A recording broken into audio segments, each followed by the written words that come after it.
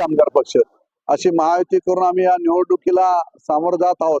परंतु जिल्हा परिषदच्या उमेदवार म्हणून 6च्या 6 जिल्हा परिषद शिवसेना लढत आहे आणि खालापूरला 2 जिल्हा परिषद अशा एकूण 8 जिल्हा परिषद या मतदारसंघामध्ये शिवसेना महायुती करून या ठिकाणी लढत आहे. परंतु आज एकंदरीत वातावरण पाहता कळंब असेल, नेरळ असेल, उमरोली असेल, सावेळे असेल, पाथरज असेल आणि राहिलेला वेणगाव जिल्हा परिषद हे सगळे 6च्या 6 जिल्हा परिषद अतिशय शिवसेना सक्षमपणे या ठिकाणी या निवडणुकीला सामोरे जाताना आपल्याला पाहायला मिळत आहे. अतिशय उत्साहित वातावरण सगळ्या ठिकाणी आहे. म्हणजे जे काय मनसुबे ज्या विरोधकांनी त्या ठिकाणी बाळगलेले होते की विधानसभेचं मतदान एकत्र केल्यानंतर आम्ही मोठ्या फरकाने त्या ठिकाणी विजयी होऊ, परंतु या स्थानिक स्वराज्य संस्थेच्या निवडणुका आहेत. त्या स्थानिक स्वराज्य संस्थेच्या निवडणुकामध्ये स्थानिक उमेदवार कसा आहे त्याच्यावरती ते मतदार त्या ठिकाणी होत असतो.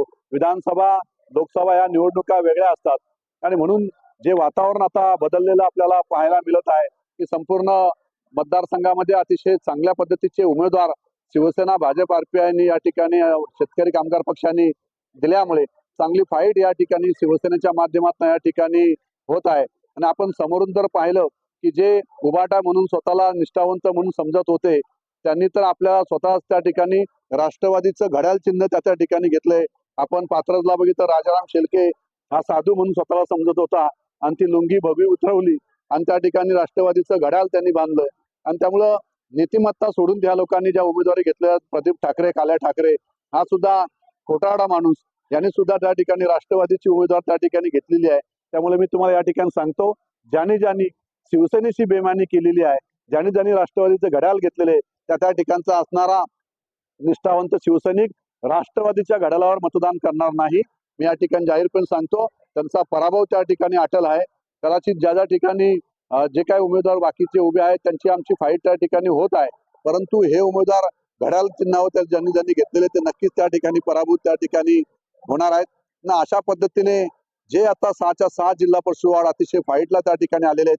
पंचायत समिती या ठिकाणी श्वेता प्रसाद थोरवे या पंचायत समिती वेणगाव गणातून उमेदवारी घेतलेली आहे. त्या आमच्या सुनबाई आहेत.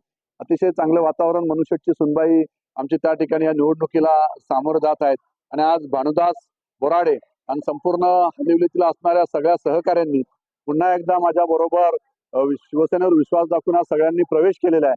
त्यामुळे शिवसेनेचं सोबत हे आता दिवसेंदिवस या निवडणुकांच्या माध्यमातून, स्थानिक स्वराज्य संस्थेच्या निवडणुकीच्या माध्यमातून वाढत चाललेलं आहे आणि हे आपण त्या ठिकाणी पाहत आहात. आणि याचा रिझल्ट आपल्याला येत्या 7 तारखेला आपल्याला सगळ्यांना पाहायला मिळेल की अतिशय काटेकी टक्कर या ठिकाणी माझ्या सगळ्या सहकाऱ्यांनी त्या ठिकाणी ज्या विरोधकांनी सांगितलेले की 4-4 हजार मतांनी आमच्या सीट लागतील त्या ठिकाणी माझा शिवसैनिक प्रामाणिकपणे त्या ठिकाणी लढत आहे, निष्ठेने त्या ठिकाणी लढत आहे. आणि आम्हाला पूर्णपणे आत्मविश्वास आहे की या 6च्या 6 जिल्हा परिषद वॉर्डवर शिवसेना, भाजप, आरपीआय महायुतीचाच त्या ठिकाणी भगवा फडकेल. अशा पद्धतीचं वातावरण संपूर्ण कर्जतमध्ये आहे. कोल्हापूरमध्ये सुद्धा 2 जिल्हा परिषद वार्ड त्या ठिकाणी आहेत. हे दोन्ही जिल्हा परिषद वार्ड शिवसेना त्या ठिकाणी जिंकणार आहे. शिवसेना, भाजप, आरपीआय महायुती त्या ठिकाणी जिंकणार आहे. अशा पद्धतीचं वातावरण संपूर्ण मतदारसंघामध्ये आहे. वेणगाव पंचायत समिती गणामध्ये बाहेरचं पार्सल आम्ही परत पाठवणार आहोत. मतदार स्थानिक उमेदवार रेखाताई ठाकरे यांना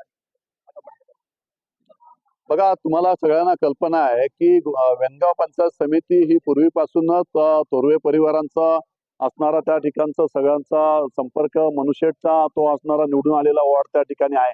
त्यावेळेला आम्हाला सगळ्या त्या वेणगाव पंचायत समिती गणातील सगळ्याच आमच्या गावांनी मनुष्यला त्या ठिकाणी निवडून दिलेलं होतं. हा इतिहास आपण राजकीय सगळ्यांना त्या ठिकाणी माहिती आहे की आमची राजकीय सुरुवातच मनुष्यची ती पंचायत समिती जिंकून आम्ही त्या ठिकाणी केलेली होती. आणि ही पंचायत समिती माझी मिसेस त्या ठिकाणी लढलेली होती. आणि अशा पद्धतीने बाहेरचे हे लोक आहेत, आम्ही बाहेरचे नाहीत. तिथे तो आमचा वॉर्ड आहे, तो आमचा हक्काचा वॉर्ड त्या ठिकाणी आहे. त्यामुळे तो वॉर्ड पुन्हा एकदा शिवसेनेचाच त्या ठिकाणी भगवा फडकणार आहे. त्यांना म्हणा, तुमच्या वॉर्डची तुम्ही काळजी घ्या. आम्ही त्या वॉर्डमध्ये आम्ही ज्या पद्धतीचं काम सुरू आहे, तुम्हाला याचा रिझल्ट त्या ठिकाणी मिळेल की कशा पद्धतीचं काम आम्ही संपूर्ण वॉर्डमध्ये त्या ठिकाणी करत आहोत.